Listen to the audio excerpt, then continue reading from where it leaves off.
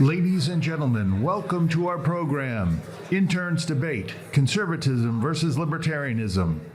Please welcome Ross Huffam, Assistant Director of Student Programs in the Heritage Foundation's Philip N. Trueluck Center for Leadership Development.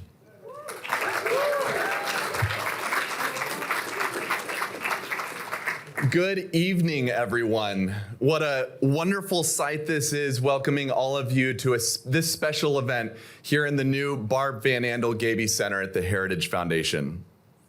Perhaps in a historic year where every day adds new pages to our kids' civics textbooks, and where every hour adds complexities to the livelihoods of so many people in this room, there's one thing we can celebrate that's truly timeless.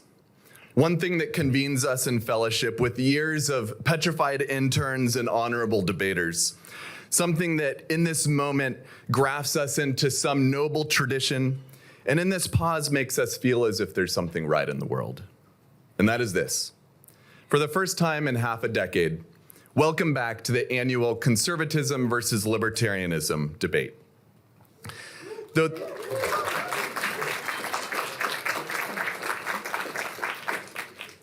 Though this may be the first time for many of us, myself included, the Heritage Foundation and the Cato Institute have a long tradition counting on representatives of our excellent intern programs to argue the broader and the finer points of disagreement between the conservative and libertarian camps. In 1981, conservative political philosopher Russell Kirk, after identifying what he saw as a lone commonality between the visions of conservatism and libertarians, boldly wrote, "What else do conservatives and libertarians profess in common?" The answer to that question is simple: nothing, nor will they ever. To talk of forming a league or coalition between these two is like advocating a union of ice and fire. Well, the sentiments in the reverse have regularly been equally blunt. Perhaps most poignantly expressed in a 2014 Libertarianism.org headline entitled simply, "The Libertarian Alliance with Conservatism is called Fusionism. It needs to end." Of course, in summoning fusionism, we must not miss the opportunity to cite political philosopher Frank Meyer, who perhaps more than any other saw room for cooperation and shared action, if not shared vision, spotlighting the conservative emphasis on maintaining society's high moral tone, and the libertarians' drumbeat of respecting the moral liberty of the individual. He saw the two philosophies existing with consensus among divergence, one with another. So here we stand, with our brilliant proxy warriors forming for rhetorical battle. And what may we expect from the fray? Well, to quote the great British philosopher Michael Oakeshott, channeling his inner Edmund Burke, quote, "The politics of our society are a conversation in which past, present, and future each has a voice. And though one or other of them may on occasion properly prevail, none permanently dominate. And in this account, we are free." So now, in this debate, we use our voices and we summon our intellects to join in communion with this timeless conversation. Joining us in this endeavor to moderate this debate, we have Matt Continetti, who serves as Director of Domestic Policy Studies, and Patrick and Charlene Neal Chair in American Prosperity at the American Enterprise Institute. A columnist for Commentary Magazine and contributing editor of National Review, he wears many hats in the movement. In addition to driving policy research and writing on the events of the day, Mr. Continetti has set himself apart as a leading historian and authority on the conservative movement, most exemplified by publishing his latest book entitled The Right, The 100-Year War for American Conservatism. Few thought leaders are so positioned as arbiters for the complexities within the movement as Mr. Continetti, and it is an honor to have him joining us today. On either side of the podium this evening, we will be joined by our debaters. Representing the Cato Institute and the Libertarian position on this side, we have Shantanu Kamat from UC Berkeley and Adi Kumar from the University of Virginia.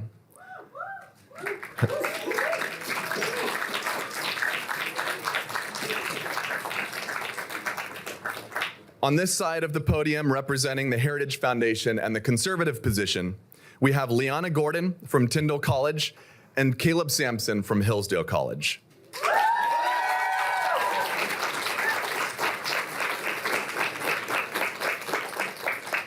And though we have every faith in the abilities of the people on this stage, the intern debaters must not be seen as representing the views of their sending institutions. Now join me in welcoming our moderator for the night, Mr. Matt Continetti.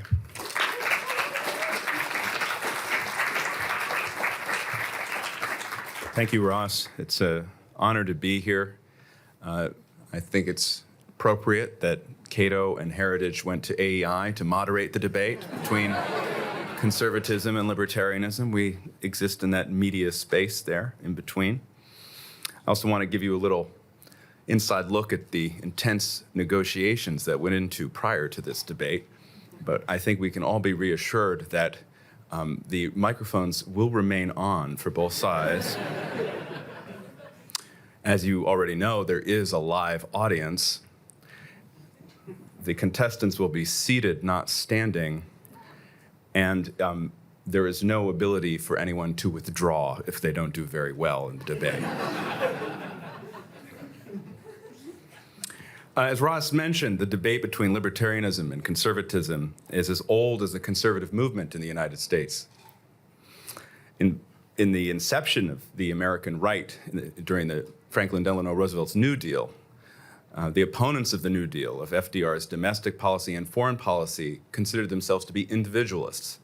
And they spoke against war, against state control of centralization, against social policies such as prohibition. Leaving the Second World War, entering the post-war era, the right began to redefine itself as conservative. And this is where the great writer Russell Kirk, who Ross already mentioned, really kind of refashions the American right under the conservative label. More traditionalist, more given to law and order, also more interested, as would become clear in the 1960s, in armed intervention to defeat communism. And that debate continues today. And I think it's very important that we're meeting here 5 years after the last conservatism versus libertarianism debate, as a reflection of all the changes within the conservative movement and on the American right since 2019. So, as Ross already mentioned, we have our two sides. I'll quote Russell Kirk again. This is from The Conservative Mind. True conservatism, he wrote, conservatism uninfected by Benthamite or Spencerian ideas rises at the antipodes from individualism. Individualism, Russell Kirk said, is social atomism. Conservatism is community of spirit. A few years later, Friedrich Hayek wrote a rebuttal to Kirk, an essay that he titled, Why I'm Not a Conservative, where he wrote, when I say that the conservative lacks principles, I do not mean to suggest that he lacks moral conviction. The typical conservative is indeed usually a man of very strong moral convictions. What I mean, Hayek said, is that the conservative has no political principles which will enable him to work with people whose moral values differ from his own for a political order in which both can obey their convictions. It is the recognition of such principles that permits the coexistence of different sets of values that makes it possible to build a peaceful society with a minimum of force. So there you have the two poles of the debate. But what I think is a unique aspect of this debate is that it often happens within the individual minds, the individual intellects of people who define themselves as being on the right. We can think of the columnist and political thinker George Will, who in 1982 wrote a series of lectures that then became a book, Statecraft is Soulcraft, where he lambasted the libertarian position. But then by the year 2019, when he wrote his magnum opus, The Conservative Sensibility, Will is essentially a libertarian in his political economy, in his outlook, even in his metaphysics, one might say.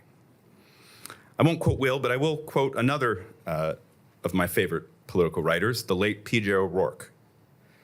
P.J. Started off as a libertarian, which he defined as this way. There is only one basic human right, P.J. O'Rourke wrote, the right to do as you damn well please. And with it comes the only basic human duty, the duty to take the consequences. But later in life, he said it occurred around the time of his firstborn son, PJ started defining himself as a conservative. And this is how he defined conservatism. Conservatives want things to remain static, to stay just the way they are, not because these things are good, but because these things are there. When I have to deal with things, I know where and what they are. Conservatives are opposed to change, not because change is bad, but because change is new. It's as modern and confusing as the metric system or the metaverse. The great moral principles of conservatism, P.J. O'Rourke said, if not self-evident, have at least been entered into evidence by thousands of years of human experience. And the great political principles of conservatism are simple, summarized by the important and perceptive political philosopher Walt Kowalski, portrayed by Clint Eastwood in the movie Gran Torino. Get off my lawn. With that, I'd like to welcome the debaters to the stage, and we will begin with the opening statement by the Cato representatives.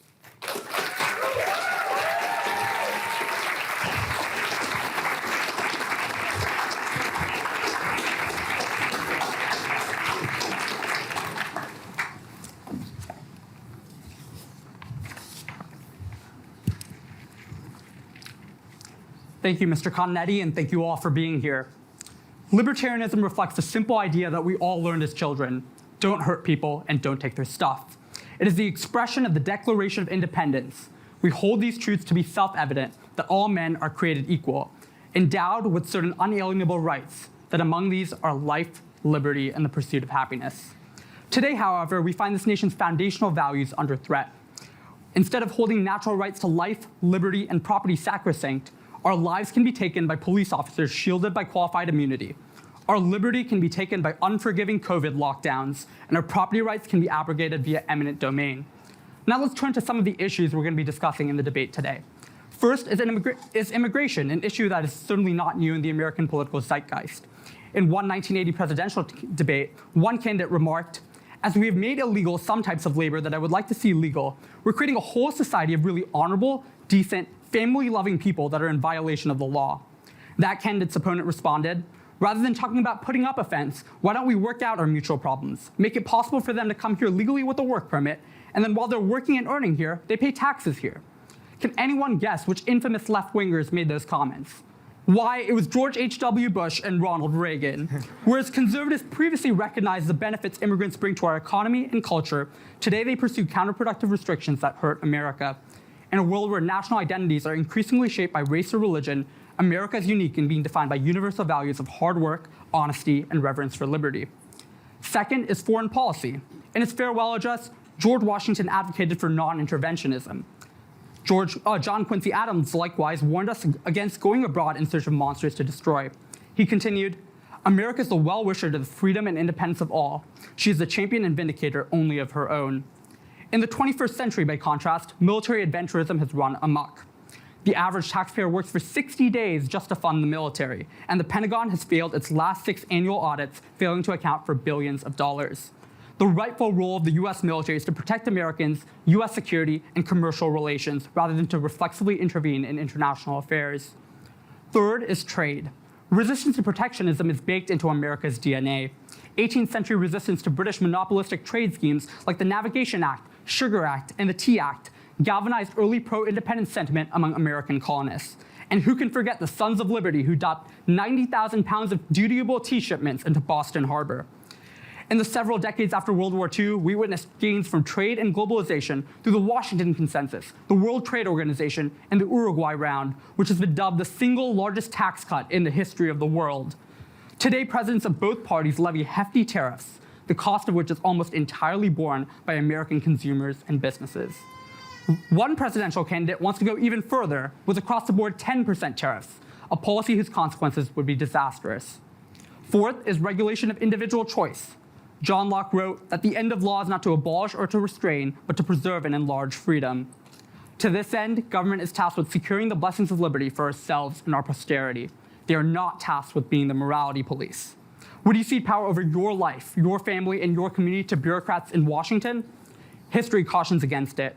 When government was given such power, we got racist anti-miscegenation laws which corrupted the very institution of marriage itself. The question is whether libertarianism or conservatism gives the United States the best hope for a brighter future. The answer is the former. Whereas both intellectual traditions forefront the American founding, conservatives have of late turned away from the principles of limited government and enumerated powers. They instead embrace big government to strike back at their enemies and have the mentality that only I can fix it, a right-wing analog of the progressive conceit of central planning. They would do well to remember Ronald Reagan's immortal words that the 9 most terrifying words in the English language are, "I'm from the government and I'm here to help." Thank you.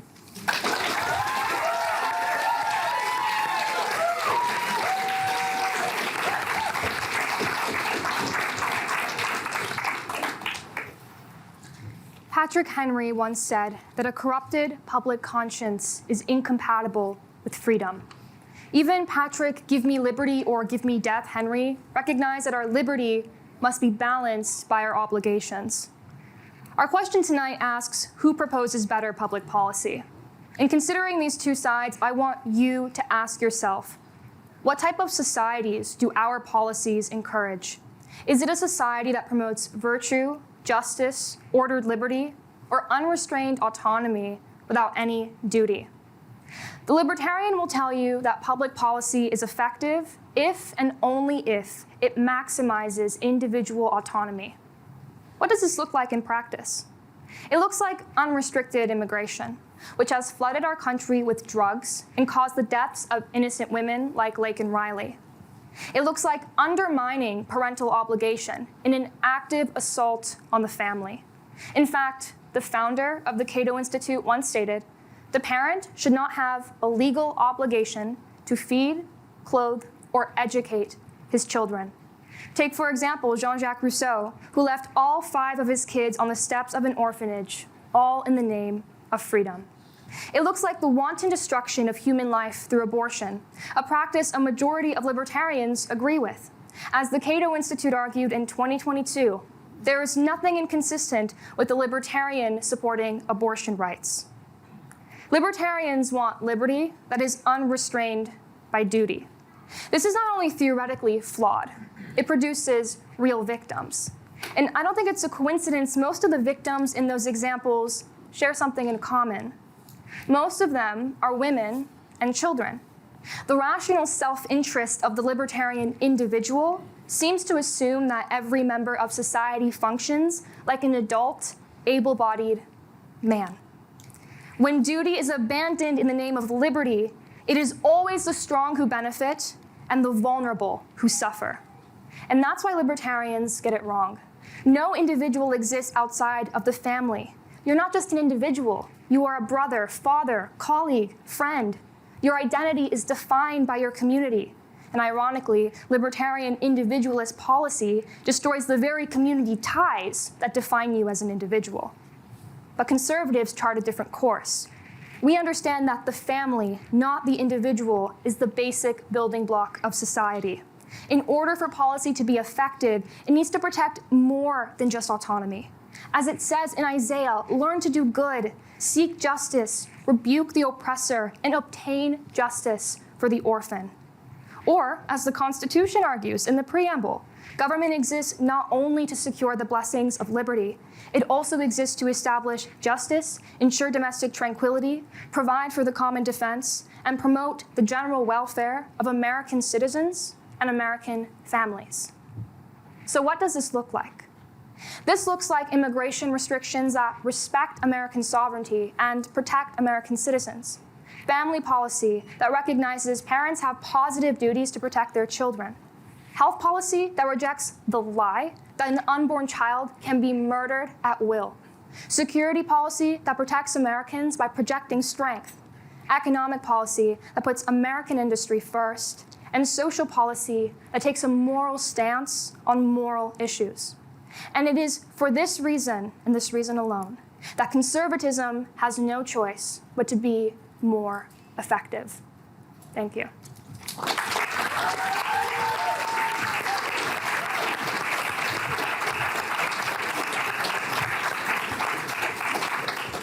Okay, now that we've made our opening arguments, we proceed to the first question, which is, How should policymakers address immigration to the United States of America?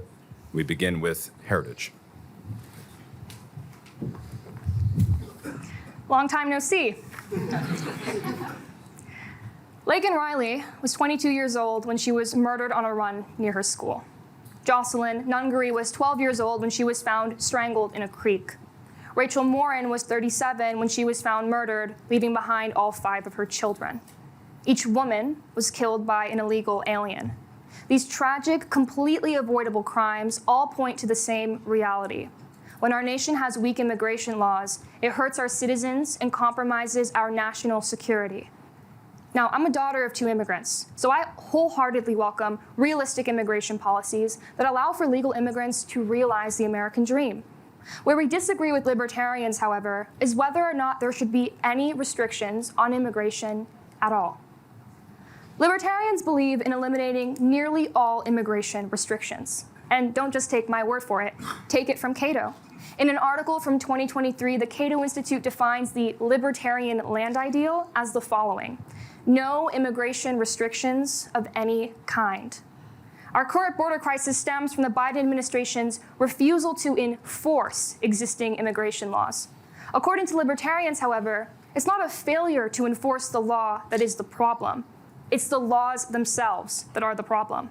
If weak immigration law enforcement has led to less restricted immigration, unrestricted libertarian immigration could only be worse.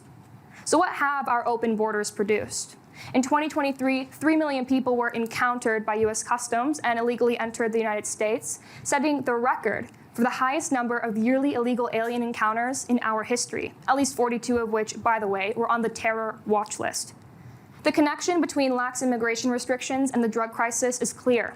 Rates of fentanyl seized at the southern border in 2023 went up 850% compared to 2019. In fact, the DEA said it seized enough fentanyl at the border in 2022 to kill every single American. And it certainly is killing most of us. Drug overdoses are now the leading cause of deaths for Americans aged 18 to 45, and they're mostly caused by drugs like fentanyl.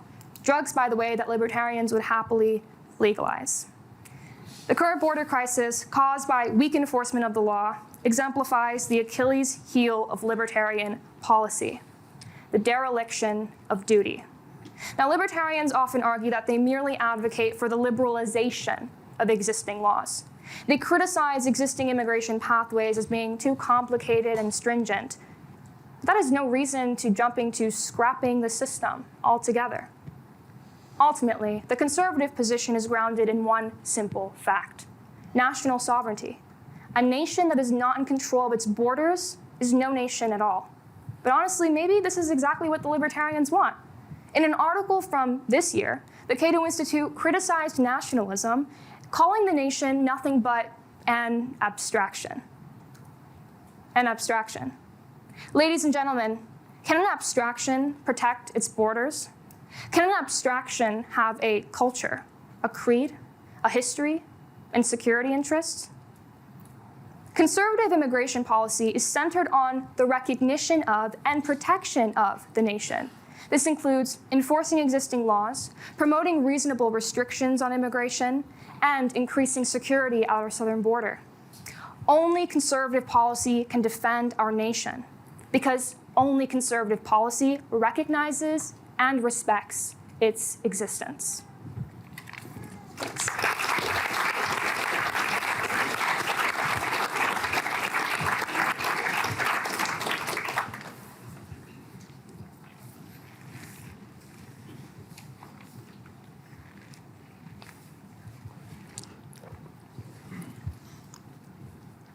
I really wish my conservative friends could have been here for Cato's intern orientation. We were told multiple times that the Cato Institute has scholars with positions, but the Cato Institute doesn't.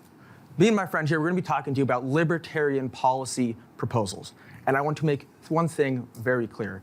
Our libertarian policy proposals are not an unfettered open border. So I want to make that clear to everybody in this room.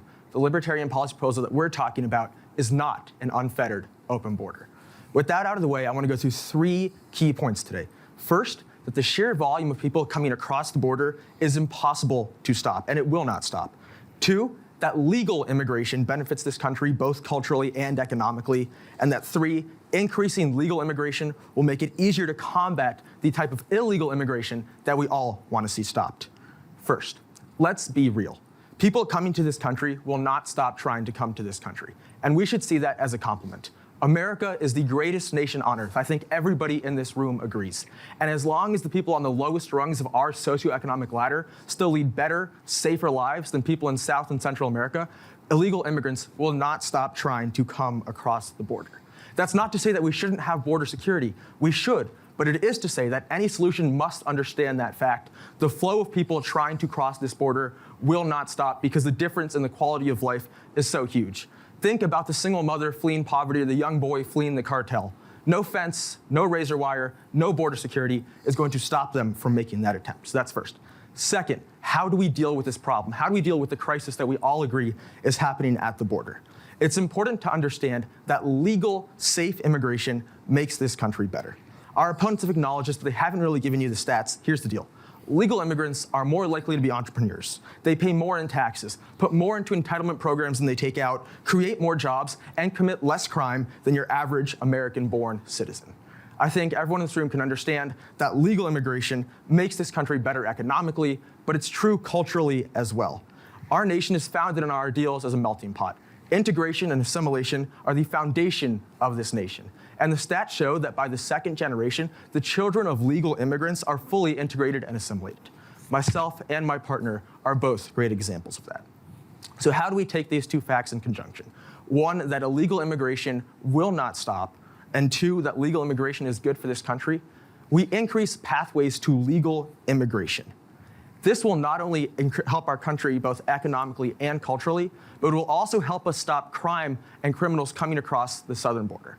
Let's talk about how this works, right? When we open up more legal pathways, people who normally would try and come over illegally will instead try and come through legal ports of entry.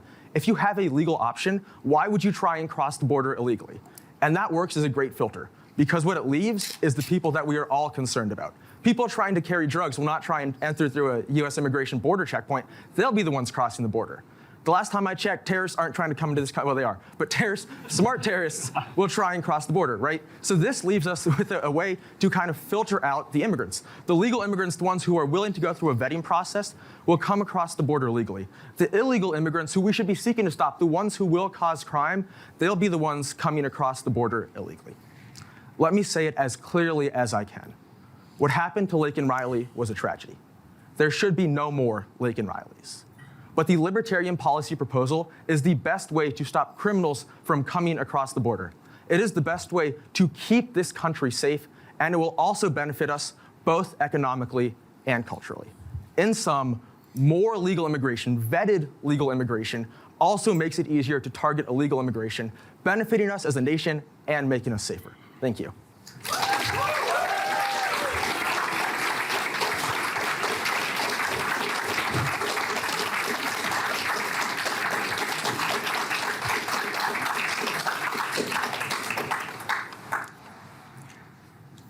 Our opponents just tried to disavow the philosophy of the Cato Institute. But we've been called to debate conservatism and libertarianism. Libertarians believe in unchecked individual autonomy, and the extension of that idea is that there should be, quote, no immigration restrictions of any kind. And once we debate these philosophies in conflict, we realize that libertarians believe in unrestricted immigration. That's a problem. Now, what they said is that illegal immigration isn't going to be stopped, but it sure can be curbed. After all, the US Customs and Border Protection notes that in the past 4 years, when borders were opened under the Biden administration, criminal non-citizens committed 174 homicides. Contrast that with 11 during the Trump administration. We can solve illegal immigration. We can impose stringent guidelines, and once we do that, we reject the libertarian premise of unrestricted movement between borders. Thank you.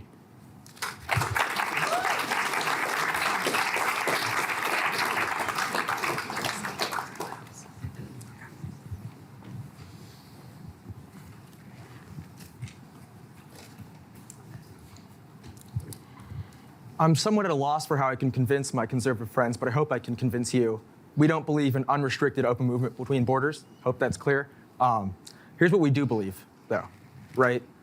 As I've said time and time again, increasing legal immigration will help us combat illegal immigration. They ask us for specific policy proposals. Here's our policy proposals. End the arbitrary 140,000 employment visa cap. End the per-country distribution. That means that India gets the same number of visas as Liechtenstein. End the green card backlog. Start to process those. Those are the libertarian policy proposals. So you tell me, outside of literally putting my proposals on the table, what can I convince you that the libertarian proposal is not unrestricted open movement? It's not. And maybe the answer is we agree. If you're telling me that you're okay with more legal immigration, you're okay with more people who can make this country better, then that's great, because libertarians have been asking for that for years. So I've given you the libertarian policy proposals. I've disavowed what they say we say, and I've told you what we actually say. That's all I have to say. Thank you.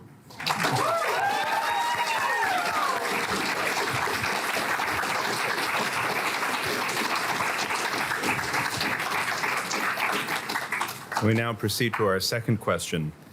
Should the U.S. military build for and proactively engage in statecraft to promote global stability or enforce a moral consensus on other nations? And we begin this round with the Cato Institute.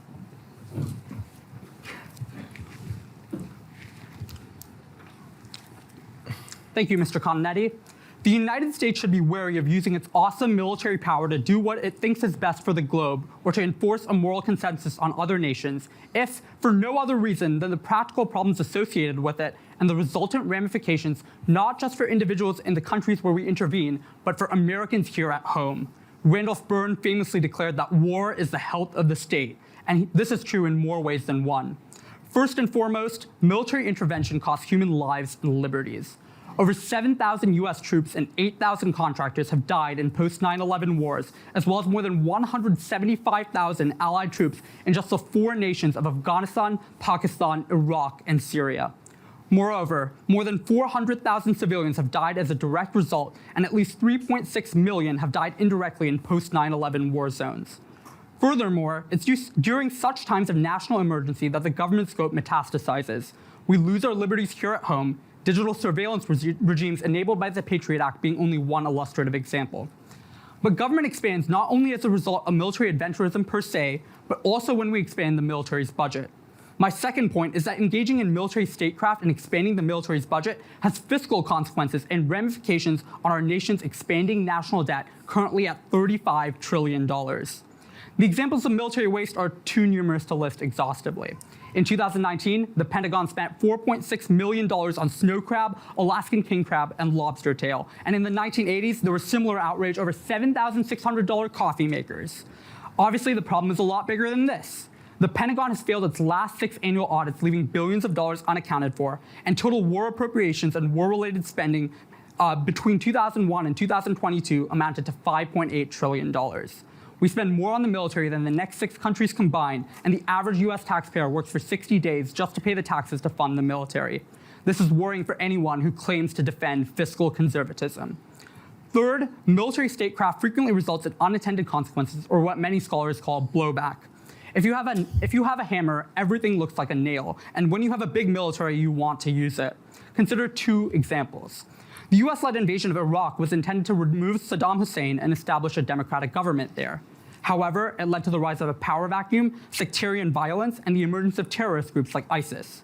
The intervention arguably made the region less stable than before. The NATO intervention in Libya, too, was supported by the US and aimed to protect civilians during the civil war and led to the overthrow of Muammar Gaddafi.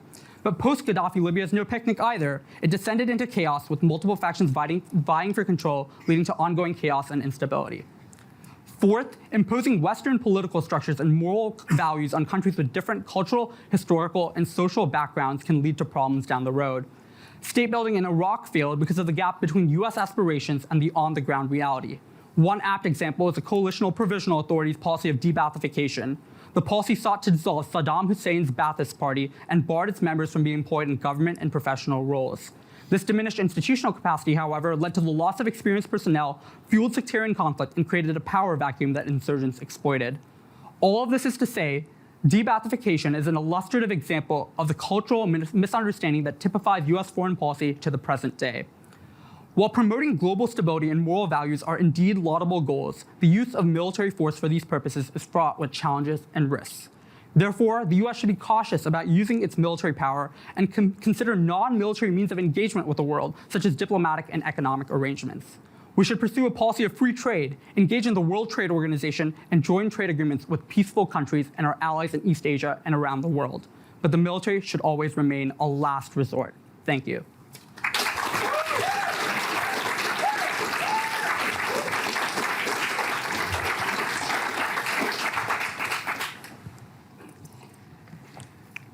Mr. Kamat just claimed that the United States shouldn't try to enforce a moral consensus throughout the rest of the world, and we agree. He said that states shouldn't nation build, and we agree. He claimed that the United States should pursue foreign policy that promotes peace, and we absolutely agree.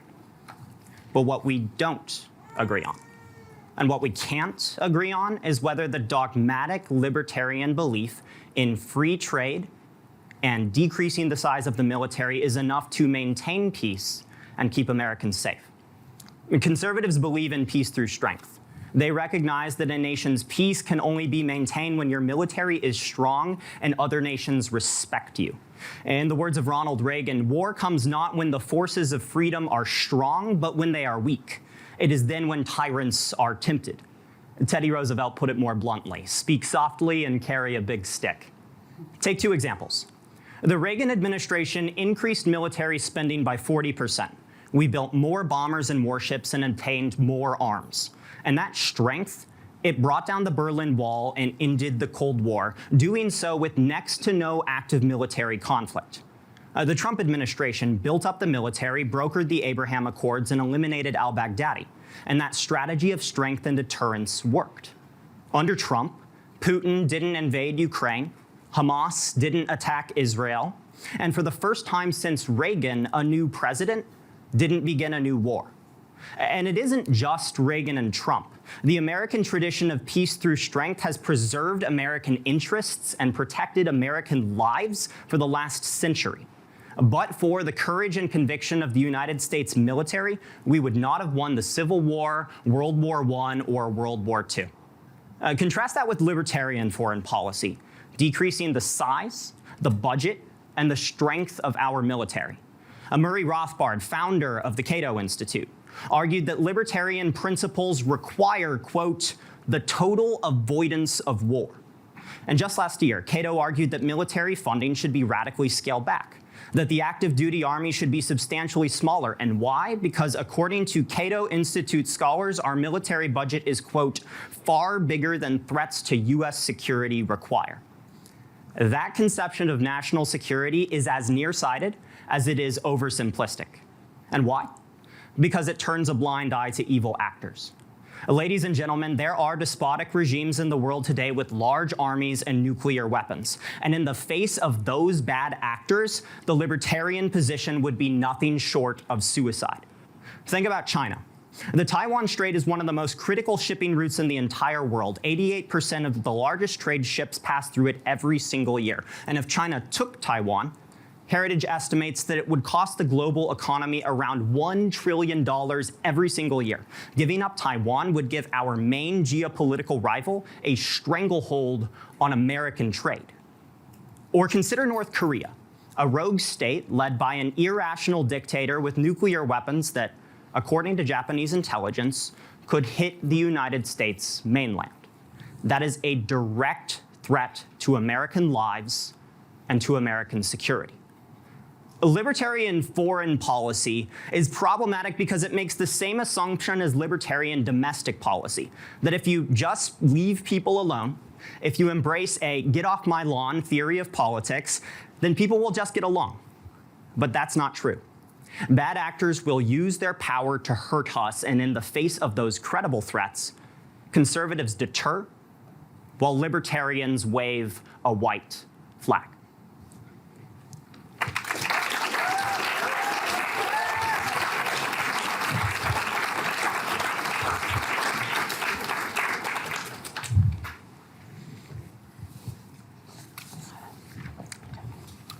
I'm glad to hear my conservative friends at the outset say that nation building and enforcing a moral consensus around the globe was a mistake. Welcome to the party. 20 years ago, libertarians would have been called treasonous isolationists for saying that. But let's... My conservative friend talked about peace through strength, and that sounds like a mellifluous slogan, but what does it mean in practice? It's great to talk about the Civil War and the World Wars, but let's talk about the last 20 years of recent history. It's meant a failed war on terror, the death of Americans and civilians abroad, and it has made us project weakness on the global stage. The humiliating withdrawal from Afghanistan and the rapid Taliban takeover make us look weak to our allies and adversaries alike. We've not had a single peaceful decade since World War II, and perhaps more accurate than peace through strength is strength through peace. The rightful role of the US military is to protect the American homeland, our security, and our commercial trade, ensuring a republic at home, not an empire overseas. The US spent $854 billion in the military last year. It's more a question of priorities, not about mindlessly expanding the military's budget. We can deal with real threats with $854 billion. Thank you.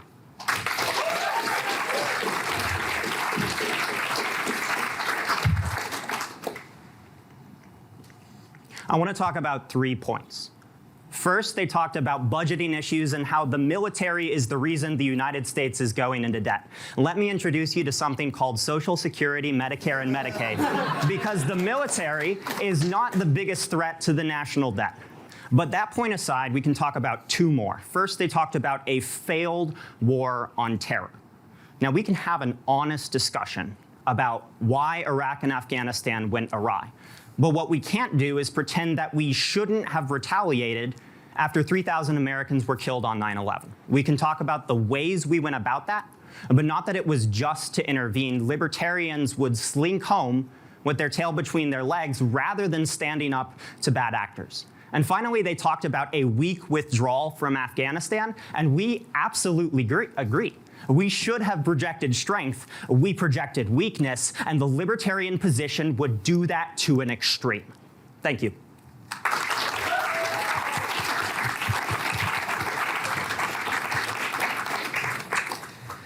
So we move to our third question.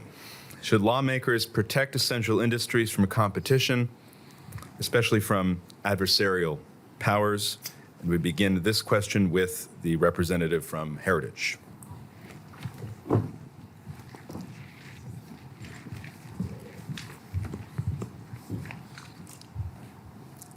The fundamental threat to freedom is power to coerce, be it in the hands of a monarch, a dictator, an oligarchy, or a momentary majority.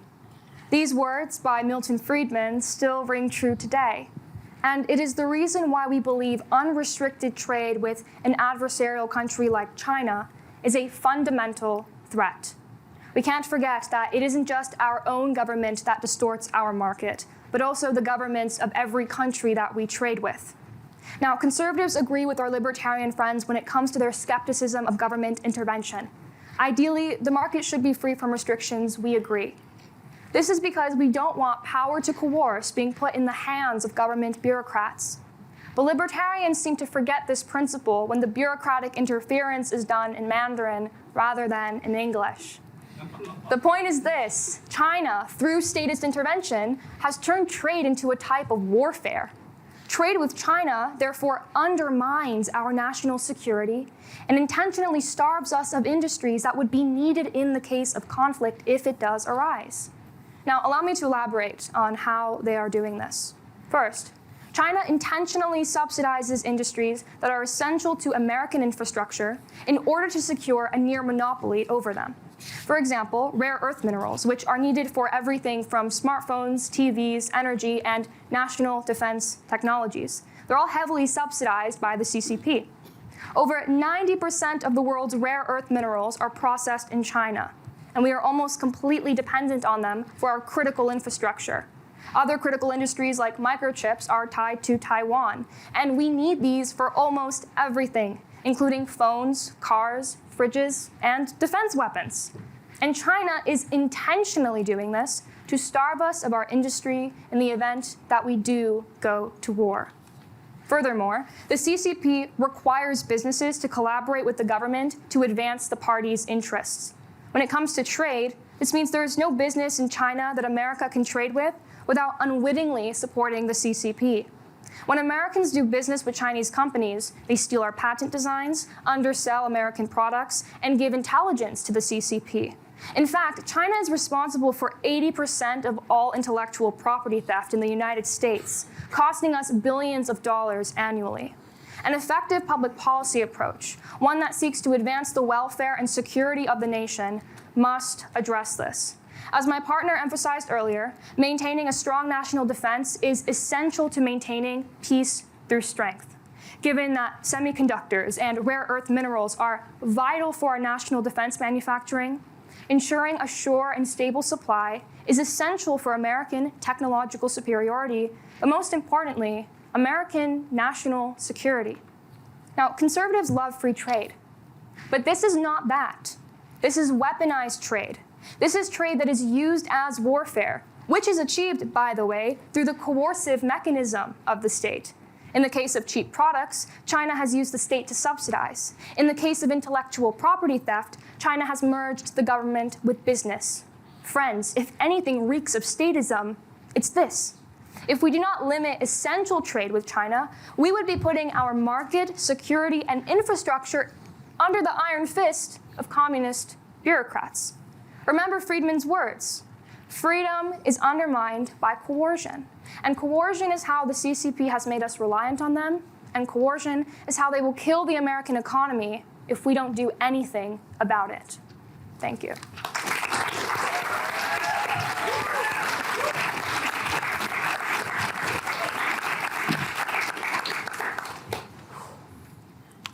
The best way to promote the success of essential industries vis-a-vis their foreign competitors is to subject them to the scrutiny of the market. The role of the government is to provide a level playing field and a transparent system of law and regulation within which private enterprises can flourish. This necessarily entails free markets and free trade. To that end, we should look to macroeconomic reforms on which my conservative friends and I may agree. We should extend the Tax Cuts and Jobs Act, which President Trump wisely signed into law, and go further in lowering tax burdens. We must curtail the growth of the administrative state, whose regulations have multiplied, especially under the Biden administration, increasing costs for our businesses. Where we disagree with conservatives is on the efficacy of tariffs and industrial policy. This is unfortunate and confusing. Where conservatives rightly will criticize taxes for hurting American businesses, many enthusiastically support taxes on imports, which have the same effects.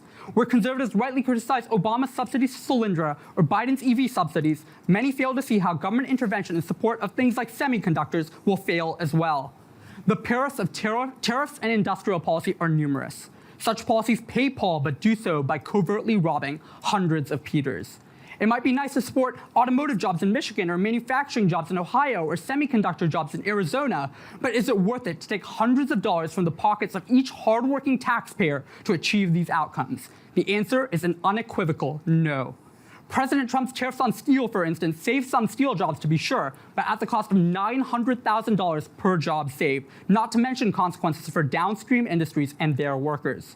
Now Mr. Trump is floating replacing the income tax with tariffs. While this sounds nice, it's mathematically impossible, deeply regressive, and the tariffs will cost the average household $3,500 per year, even before foreign retaliation is taken into account. We should judge public policy by outcomes, not intentions. Nowhere is this more true than trade. Shipping protectionism through the Jones Act is one reason why Puerto Rico and Hawaii pay inflated prices for goods and cannot get quick relief in the aftermath of a natural disaster. And the candy-coated cartel of US sugar protectionism is why we Americans drink our Coca-Colas with high fructose corn syrup, and our neighbors down south in Mexico get theirs with real sugar. My conservative colleagues might point to bad actors like China as a justification for tariffs and other government intervention. While China does indeed pose legitimate challenges, protectionism should not be our answer. First, our policies toward China have not changed our adversaries' behavior, but have rather redounded to our own detriment. They hurt our consumers, our small businesses, and our farmers. They precipitated a subsidy race to the bottom in which our protectionism fuels their protectionism.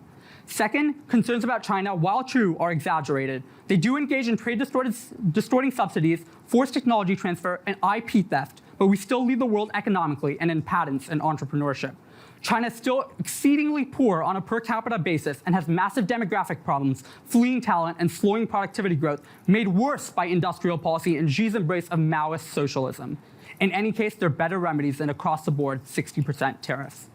Third, we should revive the World Trade Organization and especially its dispute settlement mechanism, which has been allowed to ossify by the Trump and Biden administrations. China's rate of compliance before it was allowed to ossify was higher than the United States.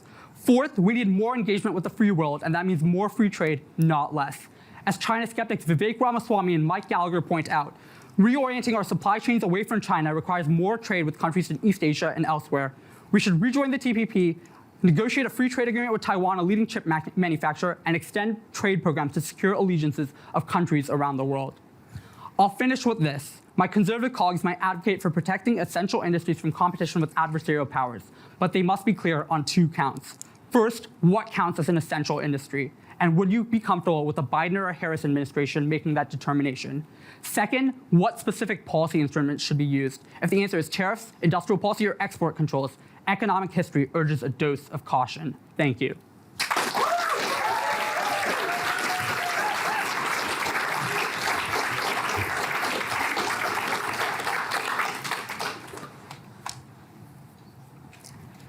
Our libertarian friends just accused us of exaggerating the ways in which China has influence over our economy. Ladies and gentlemen, 90% of rare earth minerals are produced in China. These industries are essential for our economy to function, and they are essential for our national security. Now, we recognize that free trade benefits consumers. However, we maintain that governments should adhere to the following principles. Free trade is ideal, but when national security is directly at risk, consumers might be hurt in the short term so that they can be kept safe in the long term. As Napoleon said, an army marches on its stomach. That is to say, supply makes a critical difference in a time of war, and China knows this, which is why they are intentionally starving critical American industry through statist intervention to make us reliant on them, and we need to address that. Thank you.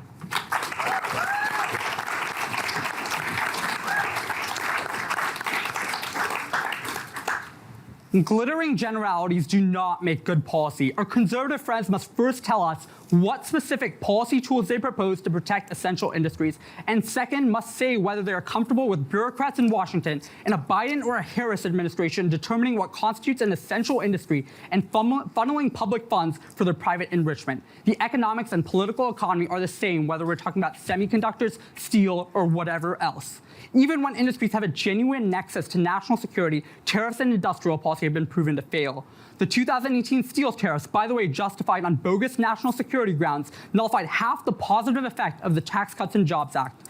The Jones Act, intended to promote U.S. shipbuilding for national security reasons, instead allowed it to atrophy to less than 1% of global production. And the Inflation Reduction Act and the CHIPS Act for semiconductors have been proven to have been boondoggles, $280 billion boondoggle engineered by Democrats, and we should all oppose it. That's a quote from Heritage Foundation President Kevin Roberts. Have Americans become better off? Have our adversaries changed their behavior? No and no. Thank you.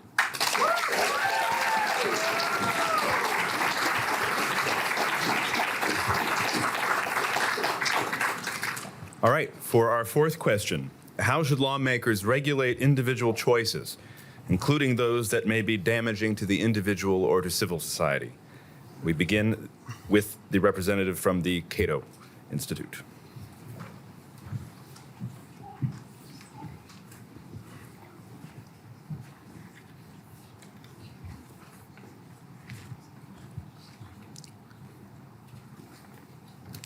The legitimate powers of government extend to such acts only as are injurious to others.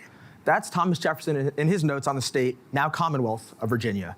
That policy is the through line of the arguments I'll be making today, that the government should only be regulating those acts that are injurious to others.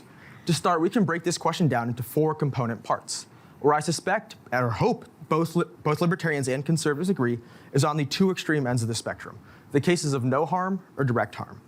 If I am not harming somebody, I should be able to do what I want. If I want to grab a beer after the debate, I should be allowed to do so. To my friends on the other side, normally I say first round's on me, but given the setup on the back, I think first round's on you. On the other hand, if I'm going to cause harm to somebody and the government can stop it, they should. For example, let's say I wanted to walk down Fifth Avenue and shoot somebody. The government should stop me. And that brings me to the important abortion question, which my friends have already talked about. If, and I know this is a big if for some libertarians, but if you believe abortion is murder, as I suspect many in this room do, then you are for anti-abortion laws. Libertarians are against murder, and so if you believe abortion is murder, you are for anti-abortion laws. Thank you. I appreciate it. I got one. But where I suspect we disagree is on the harder cases. What to do for alleged injury to either the self or to the concept of society as a whole. My response to both cases is similar. For alleged harm to the individual, I ask, to the government, how do you know? I like to think, and I suspect many of you agree, that I know myself and you know yourselves better than the government knows you. If that is the case, you should be in charge of your choices, not the government. For an example of when this has gone wrong, let's look at prohibition. The government told us that alcohol was bad for us. It told us it was bad for society, and it banned it. Total failure. The government learned it could not regulate alcohol, and the same is true for lots of individual choices. My friends on the conservative side used to agree. Anybody remember the Obamacare era controversy? Can the government make you eat broccoli? I say no. John Roberts said no. My friends on the conservative side used to say no. Let's keep saying no to government interference in our lives. Secondly, even if the government did know what was best for me, would a mandate really work? Can the government mandate my or any other individual's behavior? A great example of an attempt to try is the war on drugs. What happened? Now Americans are on attack from two sides. First, we have gang violence and tainted drugs flooding our streets, tainted drugs with things like fentanyl that kill the majority of drug users, by the way, because there is no safe way to get drugs. And on the other side, we face a cycle of criminalization where nonviolent offenders are thrown in jails where they find, wait for it, even more drugs. It just doesn't work. We should learn the lessons of the past, learn the lessons of prohibition. The reason my alcohol is given to me by Anheuser and not Al Capone is the lessons of prohibition. But for some reason, we haven't learned that with drugs. That should change, and that's what libertarian policy proposals would do. On to the issue of harm to our society as a whole. Again, first I ask, how does the government know what's good for society? At times in the past, the government has told us that things like interracial marriage or integrated schooling are bad for our society. And this illustrates the issue with allowing our government to make these choices. I ask my friends on the other side, do you want to set the precedent that Joe Biden, or I guess now Kamala Harris, or Dr. Biden, or whoever else it may be, or Chuck Schumer should be determining what is good for our society? Obviously not. We should let people determine what is best for them. Let communities form naturally. This is another big thing my friends like to talk about communities. Understand that communities form naturally, not through the boot of the government. And once again, even when it comes to harm to our society, mandates don't work. I listed off things like interracial marriage, integrated schooling. Both of those we now have because the government finally got out of it. At the end of the day, unless the government knows what is truly best and it can feasibly act, which libertarians think are both very rarely true, we should be in charge of our own choices. I would rather sail in the seas of liberty than wade through the bureaucracy and red tape that comes from DC. Thank you.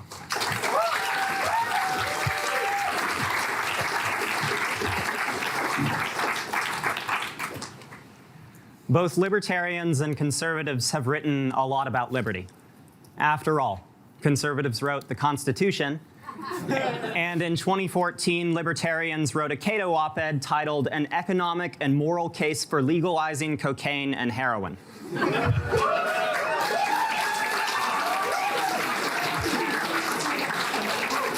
We see the problem here, right? Conservatives and libertarians have very different definitions of liberty.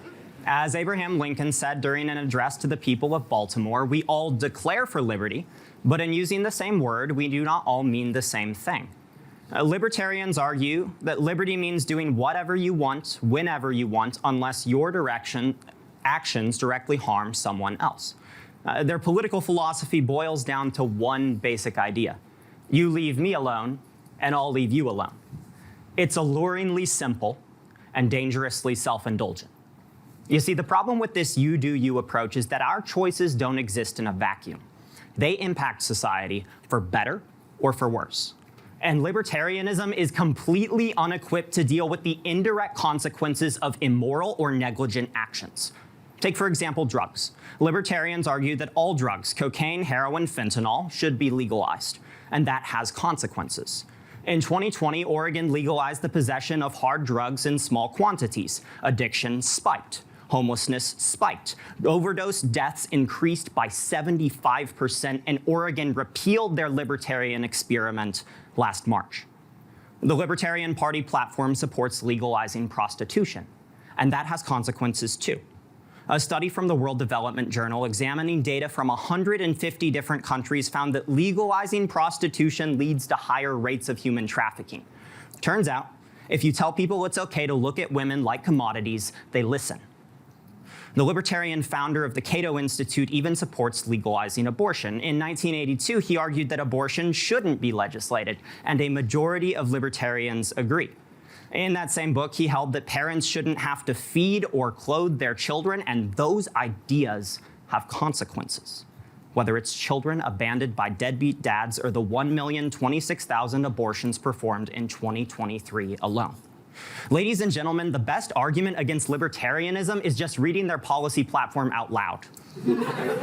And in response, a lot of libertarians will attempt the following argument. The government just shouldn't be legislating morality. As if the entire purpose of government wasn't to legislate morality. Laws against murder, laws against rape, laws against child pornography, they all take a stand on moral issues. The very act of passing a law makes a moral statement about right and wrong, and the substitute for bad laws isn't no laws. Libertarians deny the simple, self-evident truth that laws distinguish between right and wrong. Which leads us to the conservative position on individual decision-making, ordered liberty.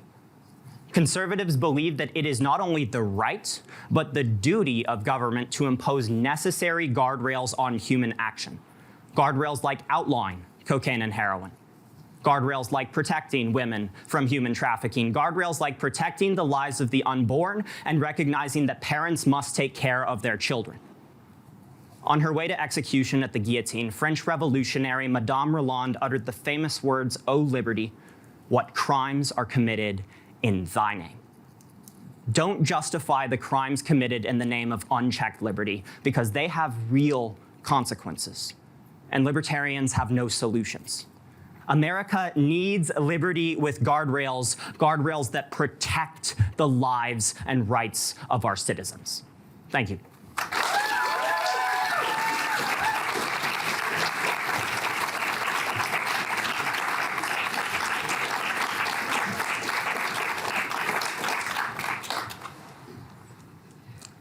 My friends on the other side claim the mantle of our founders. I find that interesting given I cited Jefferson about 3 minutes ago. It's actually, the founders were libertarians, not conservatives, historical note. But secondly, we keep running into this argument the whole time about what Cato scholars say versus what we say. They say the best argument against libertarianism is what libertarians write. Here to tell you the best argument for libertarianism is what me and my partner say. So please, I am begging you in the audience, I might have lost my friends already, but I'm begging you, please listen to what we have to say. On abortion, I told you that if you think abortion is murder, as I suspect most of this room does, you are anti-abortion. And now on the drug issue. I've also noticed that my friends on the other side, they spend a long time talking about libertarian policy. I haven't heard a conservative solution. And here's the thing, the war on drugs, the conservative solution, it hasn't worked. We talk about violence, we talk about deaths from laced drugs. All of these are a necessary result of the massive over-criminalization. The libertarian solution would reverse that and be more effective. Thank you.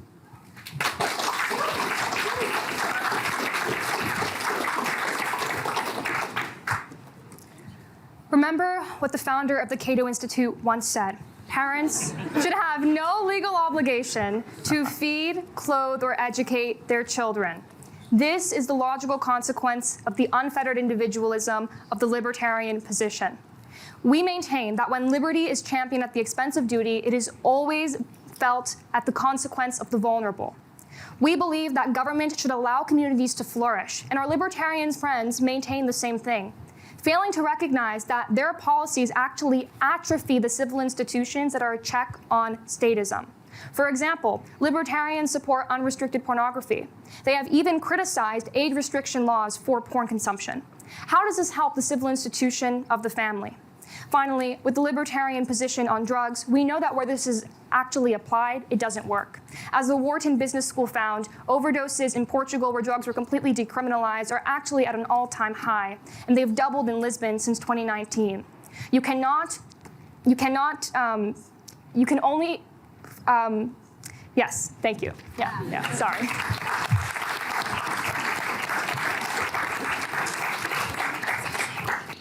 All right, we'll now participate in a lightning round. I'm going to ask a series of questions to each team. I'd ask them to make their answers brief, with one minute and maybe 1 minute rebuttal from the other side. We'll do this for the next 10 minutes or so. I want to pick up where we just left off, the question of social policy. And I begin with the Cato Institute. How would you deal with the problem of homelessness and or the violently mentally ill? Yeah. So homelessness and the problem of the mentally ill are definitely problems in American society. We think that the libertarian solution concretely would be things like, one, less putting people in jail for sleeping on the street, things like letting people get the resources they need, things like less criminalizing of the mentally ill, which creates the cycle that we think ultimately leads to we think ultimately leads to homelessness and mental illness in this country. At the end of the day, we think that solutions must be focused on ending that cycle instead of constantly reaffirming the prison street cycle that we see today. And I'd just quickly like to add on one big policy that we can add to that is like housing reform. Where I'm from in the Bay Area, it's really hard to rent housing, either for shelters or for like low-income housing. That needs to be reformed through things like reform of zoning laws and other liberal reforms. Great. Liberal in the small L sense. Thank you. Heritage, would you like to respond? Absolutely. So we have three basic ideas here. First, people are rarely arrested when they're homeless. We can see this in DC today. That doesn't happen all that often. First, we believe in rehabilitation through the state. When I worked in a courthouse in Detroit, I saw this every single day.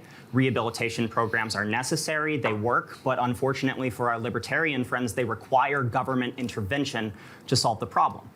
And finally, they talked about housing reform. We're on board with housing reform too. We think that it's a necessary place for innovation in the American economy. Thank you. The next question, I'll begin this with Heritage. How should the U.S. tax code treat nonprofit organizations? And remember, we are at the Heritage Foundation.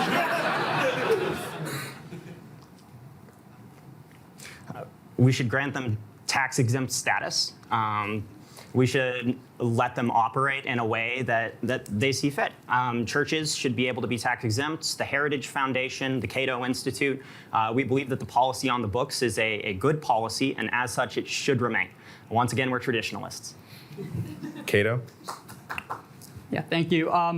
We don't necessarily disagree with the tax-exempt status of nonprofits, but the entire question is more appropriately asked about the entire tax code. The entire tax code is burdensome, complicated, and should be substantially reformed. Corporate taxes should be slashed, ideally to zero, because they're a form of double taxation. Thank you. So while there may be merit in preserving the nonprofit, the tax-exempt status of nonprofits, taxes should be lowered substantially across the board, regardless of whether you're a nonprofit or a for-profit corporation. Thank you. Yeah, if you couldn't tell, we don't like taxes too much. Next question. How should the federal government treat online platforms that may have engaged in censorship and or activities harmful to the development of children? I'll begin with Cato. Yeah, the First Amendment says the federal government really shouldn't be regulating online platforms when it comes to adults. When it comes to children, regulation should be minimal. Obviously, we think that children should be protected in some ways, but one, we trust families to do that. And two, we see that when the government regulates content across the board, whether for children or adults, bad things happen. So any governmental regulation with an eye towards protecting children must be very minimal and done with a deft hand. And just to add on quickly, who are we allowing to decide, right? Is it going to be families or bureaucrats in Washington? When we get bureaucrats in Washington, we get censorship on social media. They can define anything as potentially harmful to adults or children, and we don't want to go down that road because history, including recent history during COVID, shows that that is a bad way to go. Heritage? Yes, we absolutely do think that the federal government should be restricting platforms that are producing content that are damaging to the fabric of our society and to the mental development of children. We do think that Pornhub should be heavily regulated. There's tons of human trafficking, rape that happens on the website, or that is seen on the website. And we do know that it perpetuates the objectification of women and the degradation of the sanctity of relationships. So in the interest of our social order, yes, it should be regulated. And I do think it's common sense that there should be age verification laws on the books. This does stagnate the mental development of children and expose them to harmful content. So I absolutely do think that those companies should be held responsible for the things that they produce, yes. Thank you. The next question, and we'll begin with Heritage. How should the federal government respond to anti-Semitic conduct on campuses? By arresting people in encampments? I mean,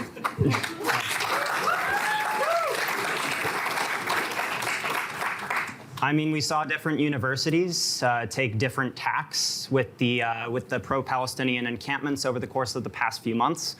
The University of Chicago cleared things up very, very quickly. People who were protesting violently were arrested. People who were violating laws were arrested, and the problem went away very quickly.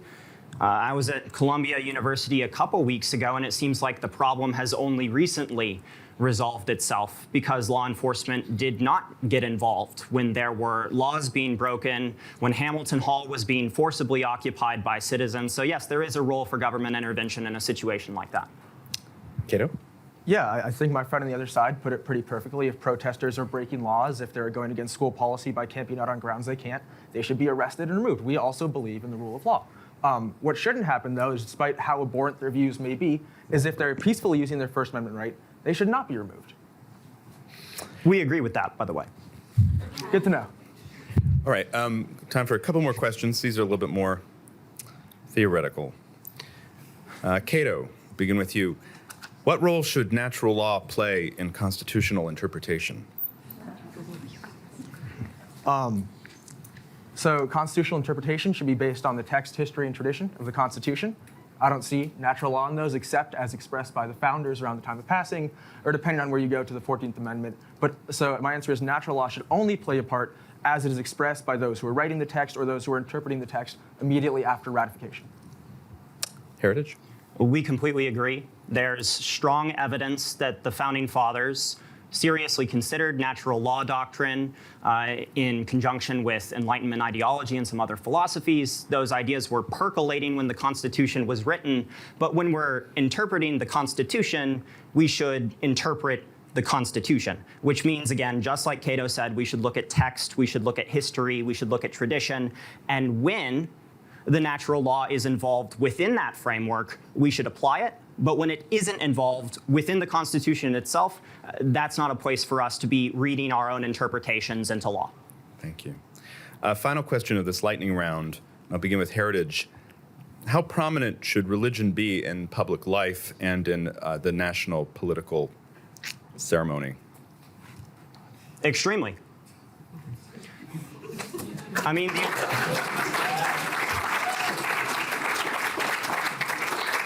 mean, John Adams argued that the Constitution was written for a moral and a religious people, and when we exercise self-governance, it is best that we do so from a perspective that promotes society rather than tearing it down.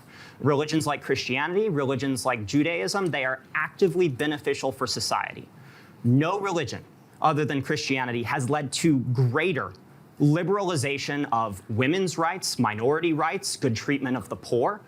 So it absolutely has a place at the table when we're talking about national policy. That being said, should we restrict other religions? No. Should we violate the First Amendment for other people? Absolutely not. But Christianity and religion more broadly absolutely has a place at the table.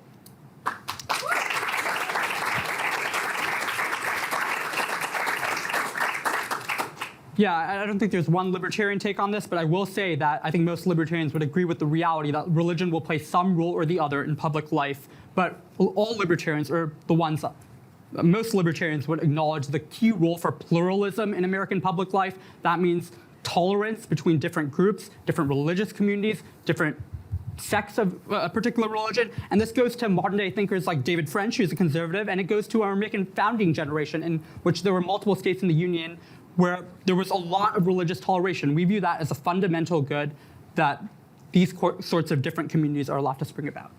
Yeah, I want to say that we agree with our friends on the other side for about halfway through. The other half, I think, got a little close to saying Christianity should be a state religion, and I apologize if I'm misinterpreting. As long as we agree that the state shouldn't prioritize one religion over the other, then we're all good. All right. Very good.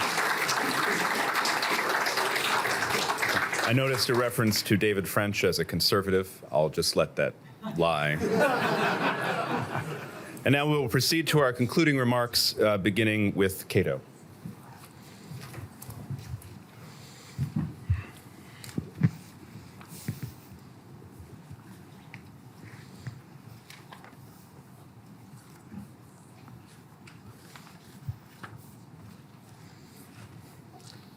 I want to start by thanking everyone at the Cato Institute who is here today, and especially those who helped us prep, our fellow interns, Alex and Jack. They did an amazing job. With that being said, today's debate has really been about markets versus mandates. Although us and our friends on the other side agree a lot about the problems facing this country, we disagree about solutions. The solutions we proposed acknowledge the reality of the market. They work with the market to create liberty and practical solutions for everybody. We don't try and mandate behavior. We don't try and mandate things the government can't. I'm just going to run through the 4 issues in reverse order. Let's start on civil liberties. I'm glad we appear to have come to a consensus on abortion. Hopefully you'll take it from me instead of the quotes, that if you believe abortion is murder, you are anti-abortion. Furthermore, on the issue of drugs, I've noticed that my friends like to spend a lot of time talking about libertarian policy. I still haven't heard the conservative policy, and I'm really hopeful that I will sometime in the next 4 minutes. But at the end of the day, we believe that individual choice should rule supreme. We believe that mandating behavior does not work, only makes cycles of violence and criminality worse. That's civil liberties. Next, on to trade, where we agree with our conservative friends that there are bad actors in the world, like China, that engage in unfriendly trade practices. Where we strongly disagree is the remedy. We don't believe in mandates. We oppose tariffs, subsidies, and industrial policy based on their long history of failure. And even if we are talking about a different industry of minerals or chips, the same problems still remain. Have our policies meaningfully changed our adversaries' behavior? No, they have not. Libertarian policies that leverage the market, that make our companies stronger, but also make our trade stronger, lead to the most practical and effective solutions. The final thing on trade is we all like to criticize the Biden administration about inflation. You know what a great way to reduce inflation is? Trade with other countries that brings in cheaper goods. Next, on foreign policy. Again, I return to the issue of a lot of quotes being thrown around from various Cato scholars. I also want to quote a Cato scholar today, my friend here about 20 minutes ago, when he said the rightful role of the US military is to protect the American homeland, protect our security, and protect our commercial trade. If you want to quote, take the quote from him. We're the ones up here in front of you. So that's what we think the US military should do. It should protect us, but at the same time, we recognize the way the market works. If you pour infinite money into something, that money isn't going to be more effective. It's just going to go into the pockets of the defense industrial complex, right? I actually went to the orthodontist today. He said I'm missing a tooth. I'm a little toothless. I can assure you our US military is not toothless. They have the ability to project power around the globe with their current spending. And just as I could afford to lose a little weight, so could the US military. Finally, onto immigration, right? The marketplace isn't just of ideas. It isn't just of economic stuff. There's also a marketplace of movement. Demand to live in the United States is infinitely high, and that will not change. We understand that people will not stop trying to cross the border. And so you can put border guards with guns, you can put razor wire till the Rio Grande runs red with blood, but people will still not stop trying to enter. So what is the best thing we can do? If we open up legal pathways, understand that the market will split itself. The demand from legal immigrants who we want coming into this country will try and enter through the legal pathways. And those who are left are the ones who we should be stopping. Just as you can't mandate human behavior in any other way, you cannot use a mandate to stop people from trying to enter this country. Let's work with that. Use the libertarian policy solutions that I put forth about increasing our visa cap, ending the green card backlog, et cetera, to funnel immigration through legal channels where we can vet and check people. I'll leave you with this. I certainly hope that you found me and my partner convincing tonight, but the interns on the other side have also done an excellent job. They might have convinced you, but in doing so, they've been engaged in a fundamentally libertarian activity. There's been a lot of debate about what libertarians believe in, but I can tell you that all libertarians believe in liberty. We believe in the marketplace of ideas. The faculties of the mind are excited by collision. And in that sense, tonight, we have all won. Thank you.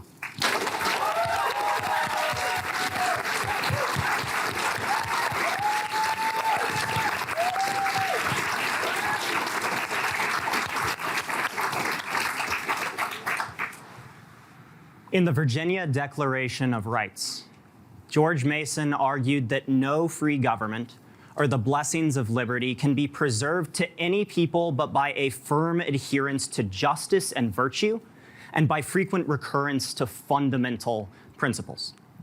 The past hour has revealed a stark divide between the two sides of this stage. Conservatives believe in the fundamental principles of the American founding, which, by the way, are not libertarian. But libertarians are all too eager to abandon things like justice, virtue, first principles in the name of you do you policymaking. You know, there was one moment in this debate that really stood out to me. It was just a few minutes ago when one of my colleagues said, the best arguments for libertarians is the ones that we have to say. You know, they denounced the founder of the Cato Institute, denounced other Cato scholars, but there's a problem here. We're talking about ideologies and how they conflict with one another. And we need to examine the extent of the libertarian ideology and the extent of the conservative ideology, not watered down versions of each viewpoint. And when we look at each ideology in their totality, the picture is extremely stark. I want to leave you with 3 takeaways. First, where conservative policy is strong, libertarian policy is weak. Whether it's immigration or international relations, libertarians endorse policies that call us to back up and back down. Now, legal pathways to citizenship are fine. We agree, we endorse them. Foreign policy, like trade and diplomacy, is fine. We agree and we endorse them. But in the face of threats like China, like North Korea, like drug trafficking and human trafficking at the border, conservatives step up and libertarians step down. Second, where the conservative mind is prudent, libertarian dogma is unrealistic. Our debate on trade demonstrated the weak links in laissez-faire liberalism. Sometimes free market specialization hurts our national security interests through chips in Taiwan or rare earths in China. And in these real-world situations where libertarianism breaks down, conservatives recognize the need for prudent economic protection and defense-focused market intervention. So let's go to principle number 3. Where conservatives defend ordered liberty, libertarians are unrestrained. Now, what do you call a libertarian who gets married and has kids? A conservative. Because when we believe in common sense guardrails that promote and protect the vulnerable, that's conservatism.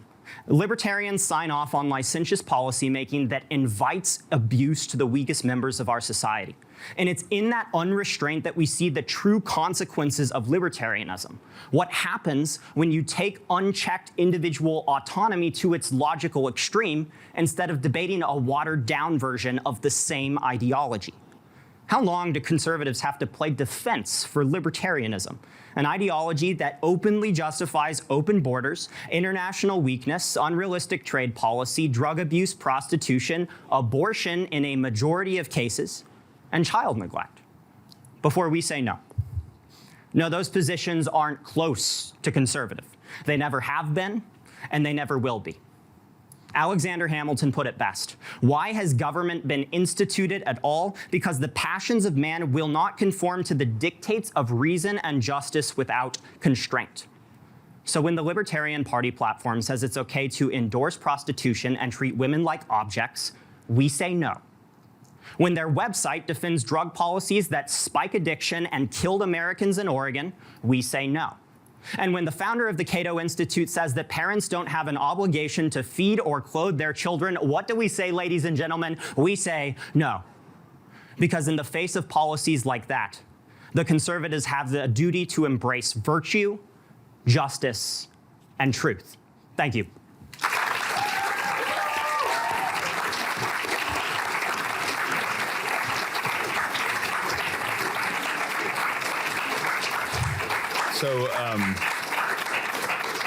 So there were several references this evening to prohibition, and they put me in mind of the great philosopher Homer Simpson,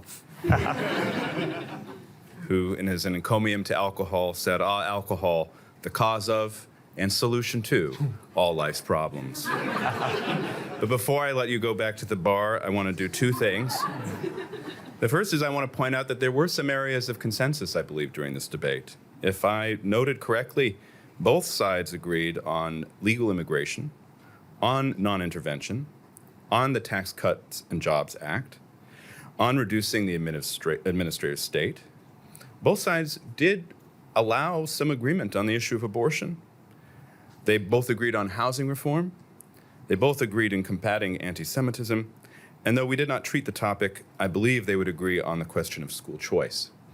And so my first point would be to simply say that there remain despite the tensions between the schools, areas where the right can work together as a coalition between libertarians and conservatives. And my second point I'd like to make before I let you go is I just would like you to join me in thanking our 4 debaters for a wonderful evening.